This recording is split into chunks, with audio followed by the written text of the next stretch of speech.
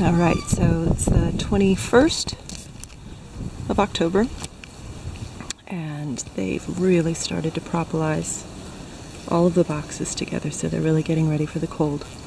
When I first opened it up, most of the top of the hive was covered with bees. Okay, so the three middle frames are almost completely filled with honey and built out. The last 2 or 3 frames are still building out on either end of the top super. The bees look really healthy. There were a couple of silkworm larvae trying to sneak in, but they propolised it out. So the end frames are looking like this. There's a little bit of comb on there, but not much. But the middle frames are all full. So we've still got a ways to go. Alright, so here's the bottom super. And there's a fair amount of cross comb right at the top. But every frame is looking pretty much full of honey.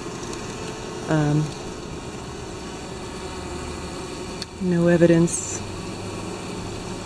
I haven't seen a single one with deformed wing virus, knock on wood. And I'm going to go ahead and give them a little shot of smoke and take this off because I want to see the top brood box and make sure there's no wax moth larvae. Okay, so here's the top brood box. No evidence of silk moth larvae, just lots of propolization. No evidence of any queen cells. Haven't seen a single one. And again, they're pretty much full. A little bit of cross comb, but not much. Not much at all. And again, they're looking very, very healthy. Very good population.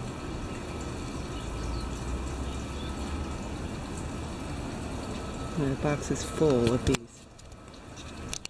Okay, so this time, mite count still looks high,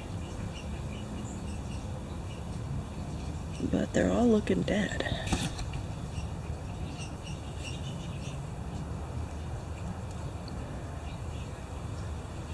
There's still no evidence. I didn't see any with deformed wing virus.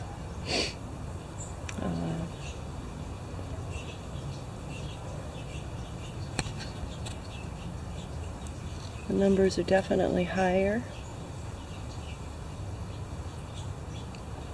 But like I said, they're all dead. I'll take that as a good sign. There's a fair amount of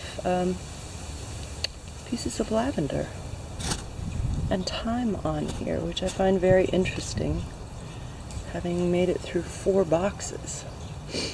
There also appear to be reduced larvae of the wax moth. There's still some, but certainly not more. So I'm thinking this is a really good sign. I think the colony's strong enough to fend them off.